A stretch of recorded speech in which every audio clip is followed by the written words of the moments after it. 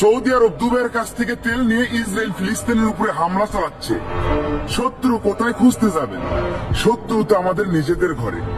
কারণে কিছু বলতে হবে না, শুধুমাত্র সৌদি দুবাই যদি একটা কথা বলে, ইসরায়েলের আর সাহস হবে না সামনের দিকে একটা ডাব বাড়াতে। তারা তো কোনো কথাই বলবে না, কারণ তাদের তো দরকার টাকা। ইসলাম ধ্বংস হয়ে গেলে তাদের কে যায় আসে?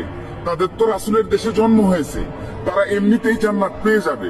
ভালো নেই ফিলিস্তিনে গাজার মুসলমান ভাই ও বোনেরা, ছোট ছোট মাসুম বাচ্চারা, আর তারা মেতে আছে মজ মস্তি, নর নারী আর খেলাধুলা নিয়ে।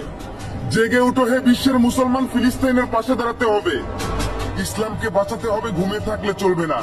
এই ইতিহাস একদিন রোজা চড়ে সাক্ষী দেবে, ইসলামকে বাঁচাতে গিয়ে শুধুমাত্র ফিলিস্তিন যুদ্ধ করেছে, আর আমরা পুরো বিশ্বের মুসলমানরা বসে বসে শুধু তার তামসা দেখে গেছি।